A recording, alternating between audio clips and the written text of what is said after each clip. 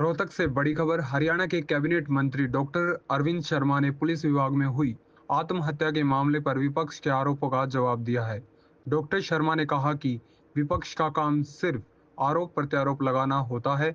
इस मामले में सरकार दोनों परिवारों के साथ खड़ी है और जांच जारी है। मामला विचाराधीन है, इसलिए अभी कुछ कहना गलत होगा, लेकिन जैसे जैसे तथ्य सामने आएंगे उसी के आधार पर सख्त कार्रवाई की जाएगी।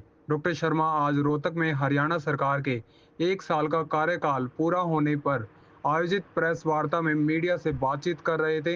उन्होंने कहा कि प्रदेश की जनता ने 2024 में भारतीय जनता पार्टी पर जो भरोसा जताया था, सरकार उस पर खरी उतरी है। चुनावी घोषणा पत्र में किए गए 46वें संकल्प पूरे कर लिए गए हैं।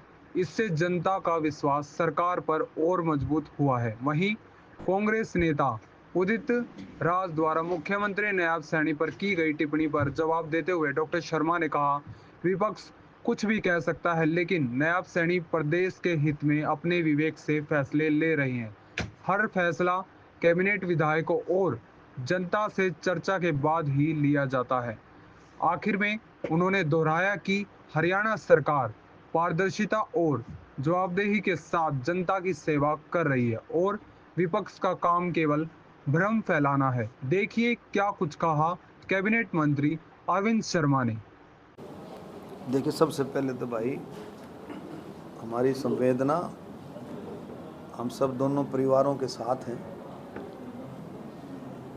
पूर्ण कुमार जी के परिवार, भाई संदीप का, लाठर जी का, उनके साथ हमारा पूरा भाव है, संवेदना है। और दूसरा जो आपने कहा, देखिए, कहने को तो विपक्ष कुछ भी कह लेता है, लेकिन जिस तरह से, जिस मुस्तैदी के साथ नायब सिंह सैनी जी की सरकार काम कर रही है, आप देखिए, सरकार परिवार के साथ खड़ी रही, दोनों परिवारों के साथ सरकार कहीं पीछे नहीं हटी। और अब जब मामला सब जुडिशियस हो गया है, तो मैं उम्मीद करता हूँ सारे हम सब कि इसमें सारी जो है सारे के सारे इसमें दूध का दूध, पानी का पानी इसमें हो जाएगा।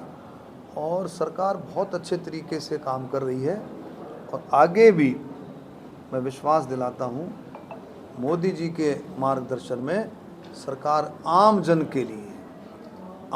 के लिए सरकार कहीं पीछे नहीं हटेगी और सरकार बहुत अच्छे तरीके से काम करती रहेगी। कांग्रेस सवाल ये है कि जनता कैसे विश्वास करे, इतने बड़े अधिकारी लेवल में जो इस तरह से सुसाइड करते हैं और भ्रष्टाचार पूरी पोल खोलते हैं। देखिए, जब इंक्वायरी होगी तो सारे तथ्य सामने आएंगे, तब जनता विश्वास करेगी कि इसमें क्या था क्या नहीं था।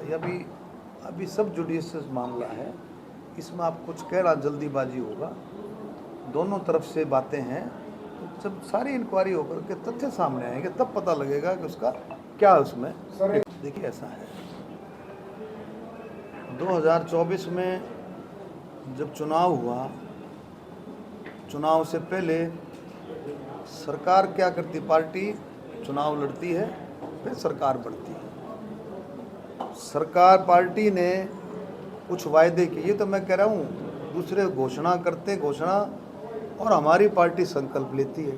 तो जो संकल्प लिए, जो लोगों का विश्वास है, जो जनता का विश्वास है, उन संकल्पों पे ही तो लोगों ने वोट दिया कि भी भारतीय जनता पार्टी इन बातों के लिए संकल्प लेती है कि भी हम ये काम आम जन के लिए करेंगे, ये काम हम किसानों के लिए करेंगे, ये काम हम नौजवानों के लिए करेंगे, ये काम महिलाओं के लिए करेंगे, आदरणीय हमारी बहनों के लिए, और ये बुजुर्गों के लिए, अलग अलग तबके, शहीदों के लिए, खिलाफ, उन पर विश्वास करके लोग वोट देते हैं। उसी विश्वास की आज बात हो रही है। 1 साल जो पूरा हुआ है, उसी विश्वास के लिए मैं कह रहा हूँ कि उन संकल्पों में 46 संकल्प सरकार ने पूरे कर दिए। तो लोगों का विश्वास है, एक भी संकल्प अधूरा नहीं रहेगा, ये भी मैं दावे के साथ कहता हूँ। तो लोगों का विश्वास और ज़्यादा बढ़ा है।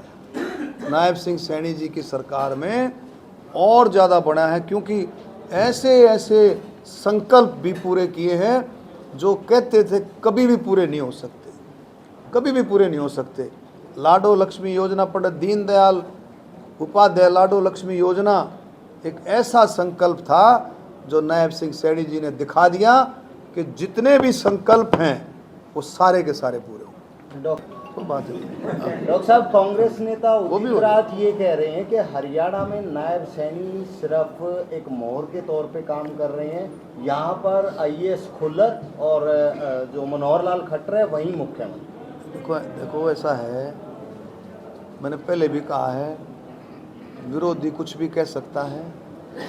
नायब सिंह सैनी जी अपने विवेक से मुख्यमंत्री हैं, मुख्यमंत्री का अपना विवेक है, अपने विवेक से सारे फैसले लेते हैं, अपने विवेक से सारे काम करते हैं। जितने संकल्प पत्र है उसमें भी अपने विवेक से कैबिनेट के साथ चर्चा करते हैं, विधायकों के साथ चर्चा होती है और आम जन से भी चर्चा होती है। जब बजट बनाया तो आपने देखा होगा, मेरे ख्याल में मुख्यमंत्री जी ने कोई जिला नहीं छोड़ा, कोई कैटेगरी नहीं छोड़ी थी जिसके पास मुख्यमंत्री जी ना गए हों। किसानों के पास गए, खिलाड़ियों के पास गए, गरीबों से बातचीत करी, बीसी क्लास से बातचीत करी, हर तबके से, महिलाओं से, बुजुर्गों से कि उनको क्या चाहिए।